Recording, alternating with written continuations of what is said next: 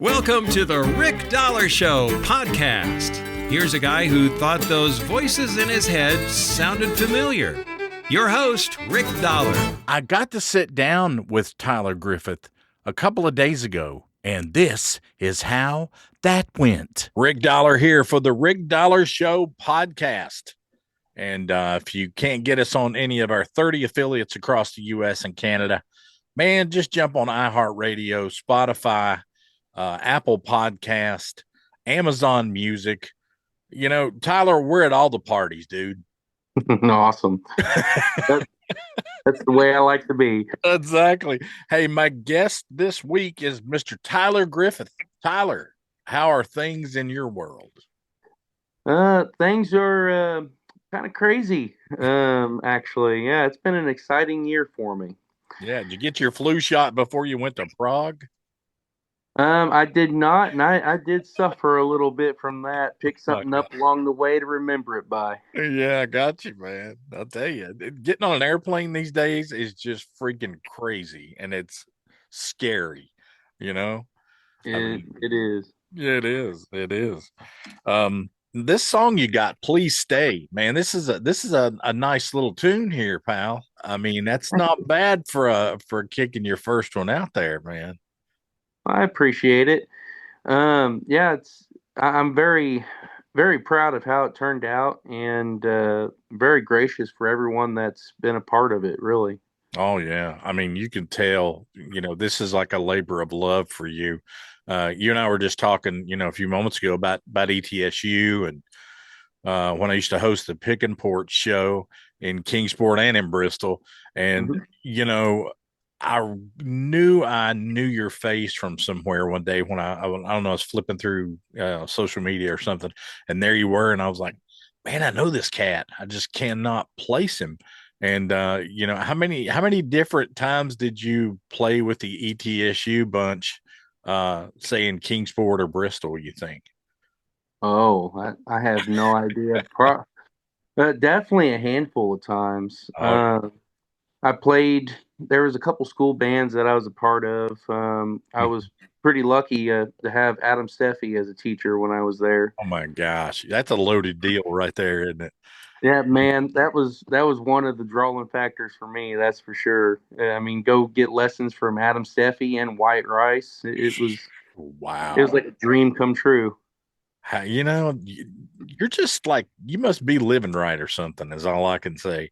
Because, you know, if you were exposed to those two, man, I don't see how you could not be successful, you know, in this industry. Well, I do feel blessed, that's for sure. I've had a lot of help along the way. Yeah, it's those, you know, and I tell you what, first time I walked in there, and we were on State Street in downtown Bristol. It was like the first or second night that I ever did anything with a Pick and Port show.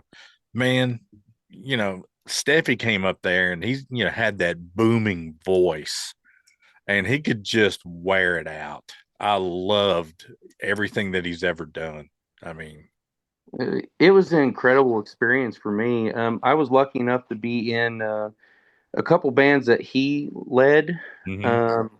One called the Band of Brooks. Yeah, I remember that. Yeah, and one called the Hayman Band.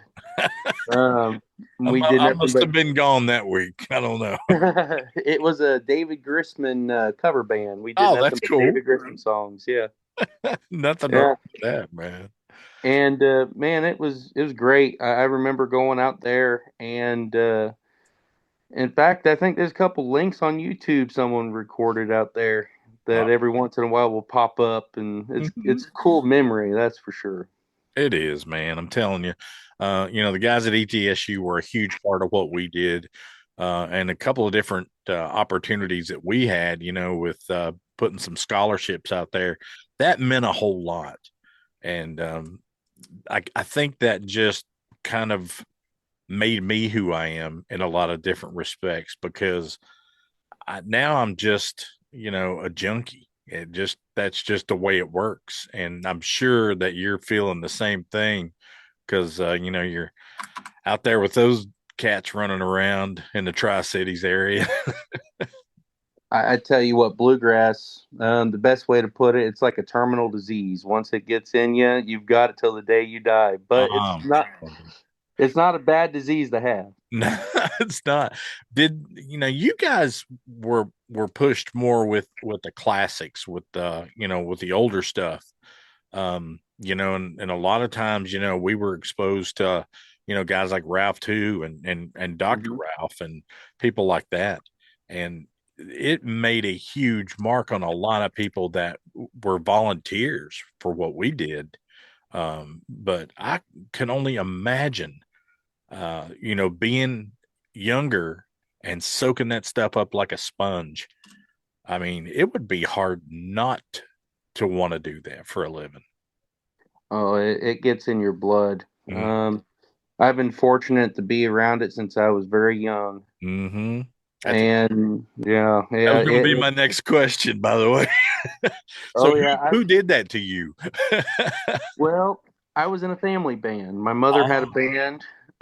In fact, it stretches all the way back to the early 70s, late 60s. My grandfather started a bluegrass band called 950 and Up, wow. and they were regional with my mother and my uncle and my grandfather, and then they had a family friend. And over the years, they just kept playing and playing until I came along, and it turned into a band called Friends and Family. And eventually, my mom kind of took it over, and so I was around it pretty much probably since before I was born. Yeah, man, you had no choice, did you? Not at all, no. It was going to I, be good one way or another. I knew I was always going to be at least a music fan. I never realized I would actually be making music, especially for a living, like I have for the past many years. Yeah, But it's always definitely been a dream of mine. man, it's crazy, isn't it? It's just amazing how you can watch. I mean, I've gotten to watch a lot of people grow up and go through the ETSU's ranks and then go out and have just really successful careers. And if I can sit and watch that, I mean, now I know what, bunch of old guys sitting around feel like, they're watching all this great stuff happen. It So has to be cool to get to that point in life where you look back over the past 50, 60 years of bluegrass and realize you've seen all of it as it evolved. yeah, you've seen it and you're thinking, wow, where's my spot in all this, Hey, if you love real music played by real musicians, it's time you experience a night at Randy Wood's Old Time Pickin' Parlor in Bloomingdale, Georgia. This legendary listening room is where world-class pickers, bluegrass greats, Americana artists, singer-songwriters, and roots musicians take the stage to play the music the way it was meant to be heard, up close, personal, and full of soul. No big arena distractions here, just great sound, great people, and unforgettable live performances in one of the most respected acoustic venues anywhere. Whether it's blazing banjo, sweet harmonies, or a hot fiddle tune that gets your heart going, you'll find it on stage at Randy Wood's. Make plans now to catch an upcoming show. Bring some friends and be part of the music tradition that keeps on living. Randy Wood's Old Time Pickin' Parlor, Bloomingdale, Georgia, where the music never gets old.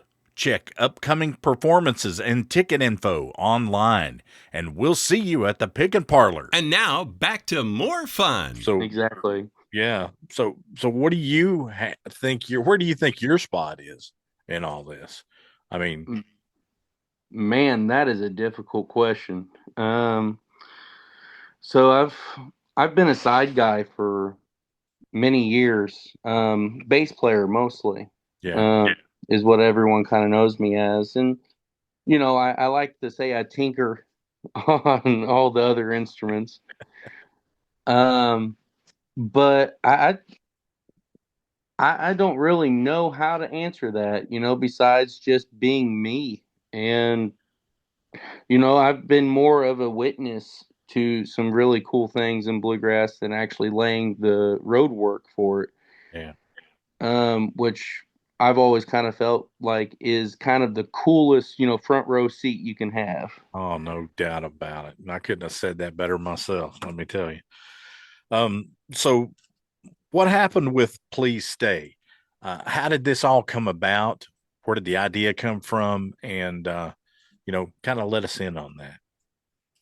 Well, this actually kind of goes back to ETSU days, actually. That's good. Um, yeah, yeah. So my wife is actually from the Netherlands. Oh, okay. And how we met, I mean, it's pretty crazy. They could probably make a Hallmark movie based off of how that went. It was one of those you almost have to be there to believe it, kind of stories. But she was on her way to South America. Hmm. She always wanted to see Patagonia. It was a childhood dream of hers.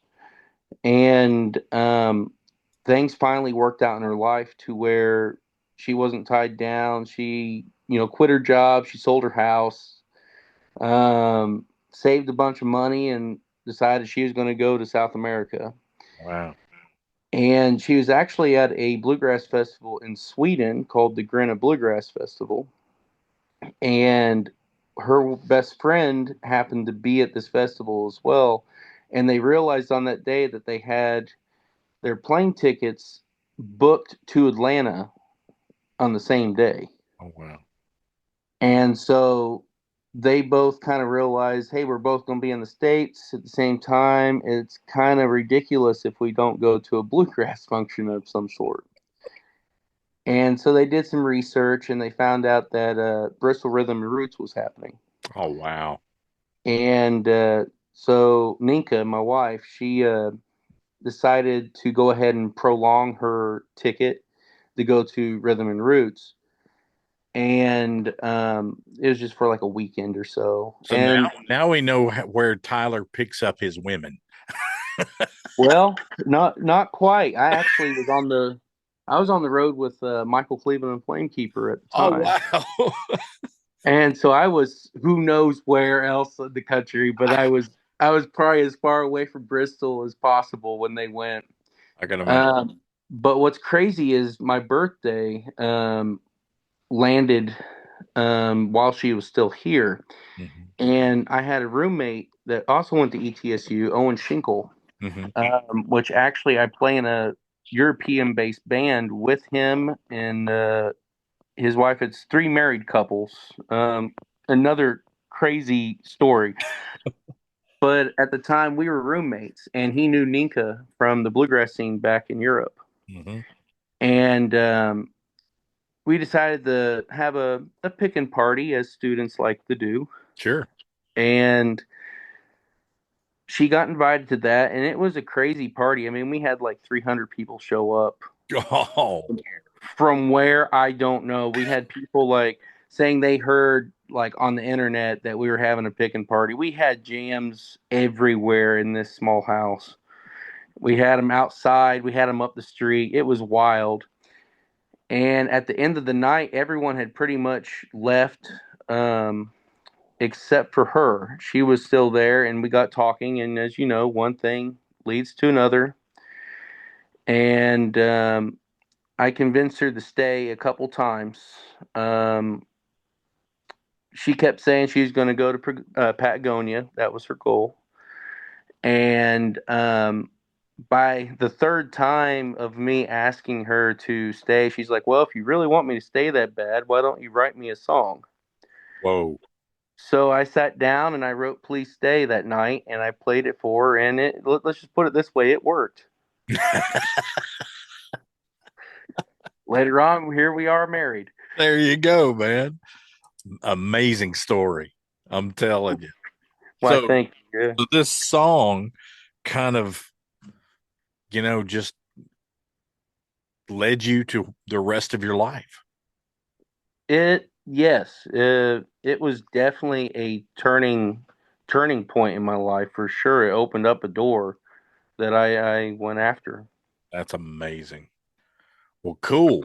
I mean, see now, and if this song does what I think it's going to do, then, you know, it's going to lead to, more success for you because it's working right now.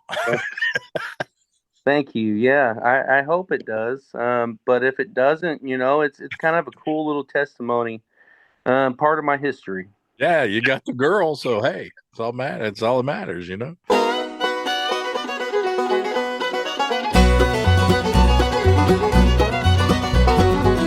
in Hopeless Holler, they're putting on a show.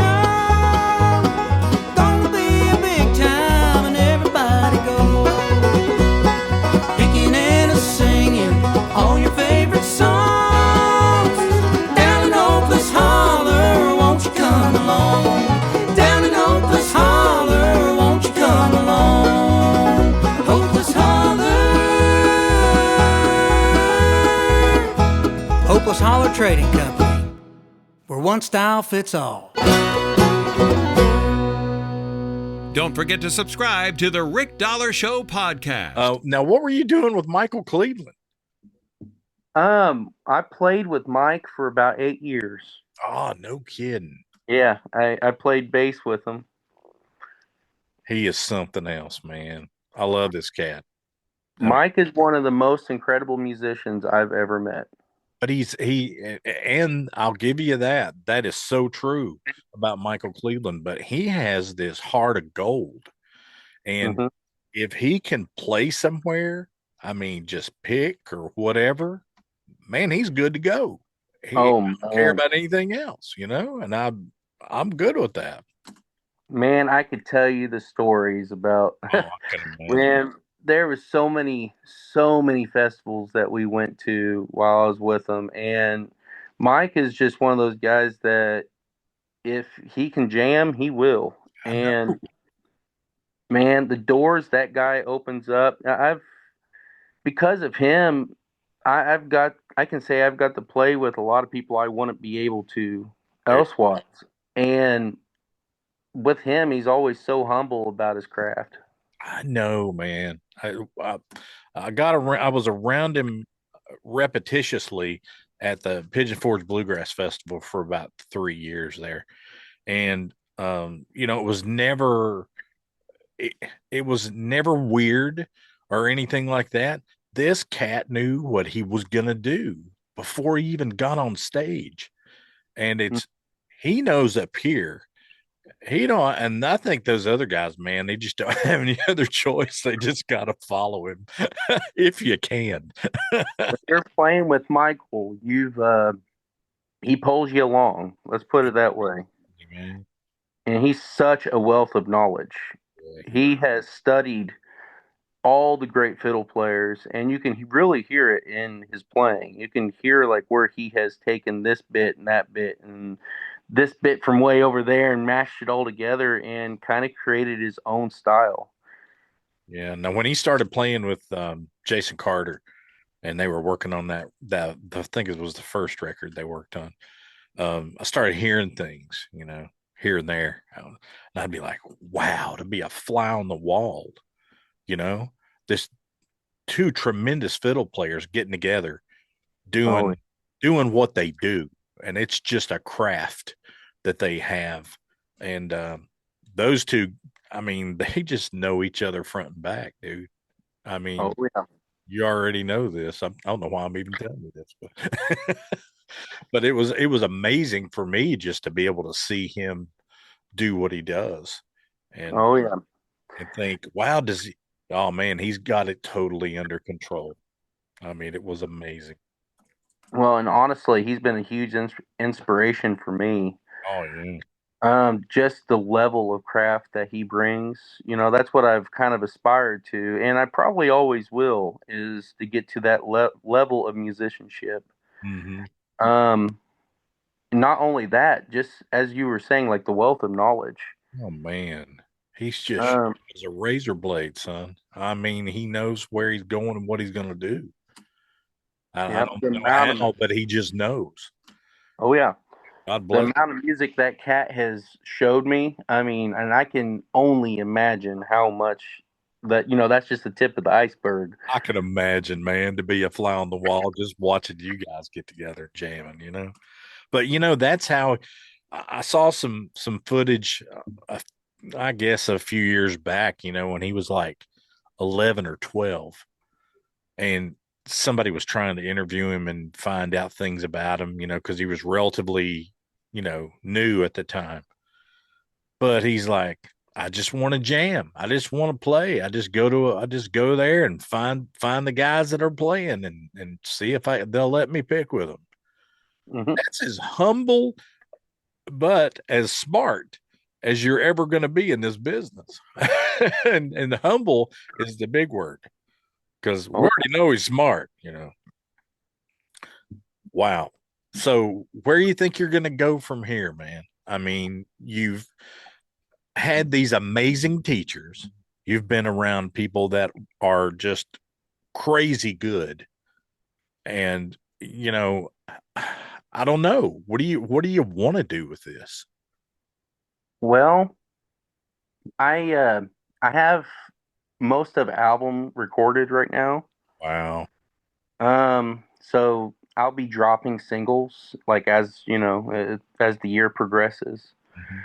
And a lot of them are originals that have to do with like my personal side of my life. Like Please Stay was about meeting my wife, and yeah, that's the big one. I don't know if you're going to get any better than that one. Okay. Well, I appreciate it. Yeah, dude. I tell you. And I wrote one for my father as well. He passed away of brain cancer in 2014, and so when I get the album out, I'm going to send it out as a tribute to him. So, everything I put on there kind of has like a soft spot. And there's some covers that I have recorded, and those are all cool songs that I like grew up with or like heard a lot as I was diving into bluegrass. That's a good term, diving into bluegrass, because that's what you do. Oh, it's a bottomless pit once you go in. Yep. Down the rabbit hole. I'm telling you, my grandfather drove me by Slagle's pasture in Bluff City. Bluff City, Tennessee. And I asked him, what is that? I mean, I was like 9, and he started playing some music in the truck, and I was like, wow, what is that? It's like a junkie, man. You're like, oh my gosh, I need to hear some more of that, Oh yeah. But I got to see people like Dr. Ralph, and man, just all these guys, and had no idea that these people that I didn't even know would have such a push in my life. Mm-hmm. I would say, I guess there's a good 15 or 20 of those guys, man, that if they weren't around, I don't know if I'd be sitting here talking to you tonight, Well, and I can relate there for sure. Bluegrass has always, music in general, really, but bluegrass has always had a really soft place in my heart. Oh, yeah. But it's always been a place I could kind of crawl into, if that makes sense. If stuff was going hard in my life, or anything that happens outside, like to the point to where you're just wanting to cry, music is such a refuge for me. And the same thing, like, to celebrate. I've always joked, I'm that musician that when I'm working, I'm playing music. When I get done with working, I like to go home and I play music. And my hobbies include playing music. Big music. Yep. I totally understand though, dude. Folks, if you're looking for a town that still knows how to do things the right way, let me tell you about Marion, Virginia. Right now, Marion is buzzing with life. Downtown streets full of local shops, great places to eat, live music, community events, and that unmistakably Appalachian spirit you can't manufacture. This is a town where people still wave, stories still matter, and tradition walks hand in hand with progress. From seasonal festivals and cultural happenings to outdoor beauty that'll take your breath away, Marion continues to be a place where neighbors gather and visitors feel like family. Whether you're strolling historic downtown or catching what's new in town, there's always something going on and something worth sticking around for. So take it from me, if you haven't been to Marion lately, now's the time. Come experience a town with deep roots, strong values, and a whole lot of heart. Marion, Virginia. Proud of where it's been, excited about where it's going. If you can't get the Rick Dollar Show in your local area, we're available on demand worldwide on iHeartRadio, Spotify, Amazon Music, Apple Podcasts, Audible, and anywhere you get your favorite podcasts. You know, I'm the same way. Growing up, music was my refuge. No matter what was going on in my life, that always made me feel better. Mm-hmm. Always gave me a little different view of life. And it's mean. It can be good and it can be bad, but sometimes you have to, sit back and go, okay, wait a minute here. I think I need to go get some food. Exactly. Hours go by, and that's the thing. I've always been able to feel something from music. And I think a lot of people know what I'm talking about when you have that one song that really speaks to you. And what does that for you? What song? Oh boy, where do I begin? I mean, and not just in bluegrass. I'm a big fan of everything from Herb Alpert and Tijuana Brass to going down the rabbit hole. Jeff Beck. I mean, there's so many people. Les Paul. Oh yeah, guitar player. That dude. And going in the blues. You got Buddy Guy and all those guys. But man, I don't know. As far as bluegrass, Cheyenne, I remember the Bluegrass Album Band. I had a CD with Cheyenne on it. I think it's volume number 4. Yeah, I think I have that. Not sure. I've tried to find every one of them, but some of them are just you can't get them. They're out of print, or nobody's giving it up. So, oh yeah, it's especially on vinyl right now. It's difficult finding any of that stuff. I'm kind of searching. If you find some, let me know.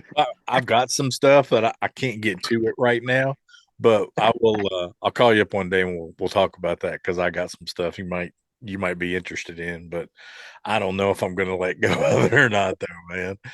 I tell you, it's you're the same cat I am. You're just a little young. Well, you're probably a lot younger, but hey, what can we say? Hey, that's the thing about music. It bridges all the generations. Oh man, it does, doesn't it?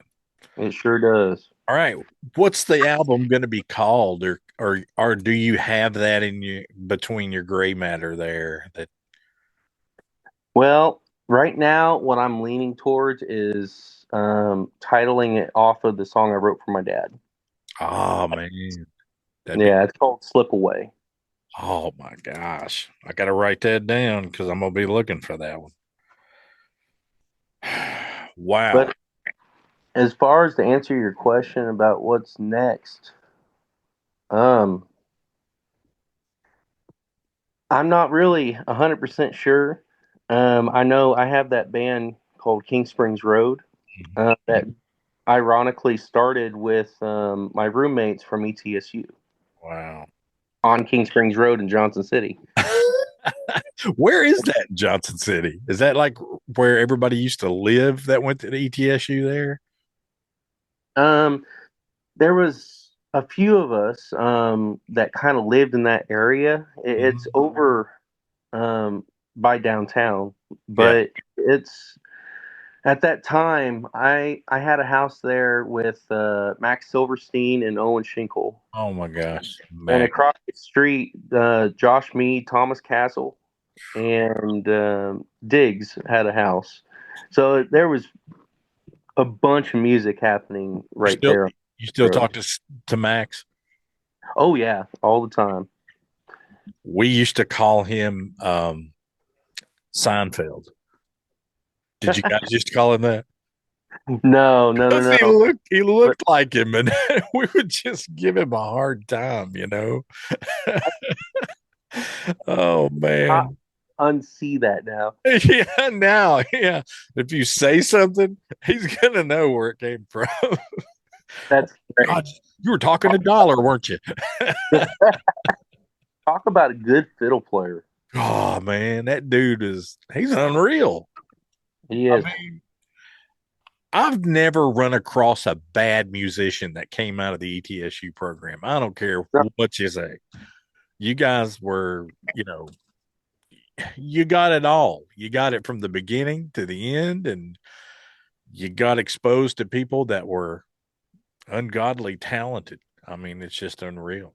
But I'm glad we met, sir. It's going to be kind of cool sitting by and watching all this happen, knowing the stories that you just told me tonight.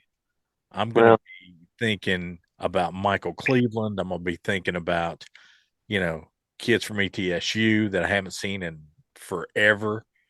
But yeah, we're going to get along fine, I'm sure. I'm glad to do this podcast here with you. Oh yeah, no problem, dude. Anytime you want to sit down and tell some stories, we'll talk about Seinfeld, Boy, yeah. Oh my God, I can't believe that. Well, sir, where are you going now? I mean, you got back, you went to this thing in Prague, and what did that do to you? Did that do something to you that you weren't expecting? Not too much. I will say I'm a big avid supporter of the European bluegrass world. Mm-hmm. May have something to do with being married to Ninka. Exactly. Yeah, you're kind of in trouble there too. So. But no, I have a lot of friends now through the bluegrass world over there. That's great. So it's been kind of cool. I'm kind of living a double life, if you will. You are, man. I'll go back and forth between Europe and here, and I have my set of friends I see over there, and then of course come over here. I have my set of friends over here, and the one thing I've noticed, it's bluegrass. The culture is the same, and everyone just loves to get together with people they like to get together with and play the music they like. And I love that. Thanks for hanging with us for this week's episode of the Rick Dollar Show podcast. Don't forget to visit all of our partners who make the show possible every week. Be sure to head over to Spotify and Apple Podcasts to leave us a review or a comment to win some cool merchandise from Hopeless Holler Trading Company. And now, here's some credits. See ya! This has been the Rick Dollar Show podcast. The Rick Dollar Show podcast is produced by Radio Dog Productions. Theme music is written and performed by Jeremy Garrett at garrettgrass.com. The Rick Dollar Show podcast cannot be reproduced or rebroadcast without express written consent from Radio Dog Productions. I'm Kent Jones, and this has been a Radio Dog production.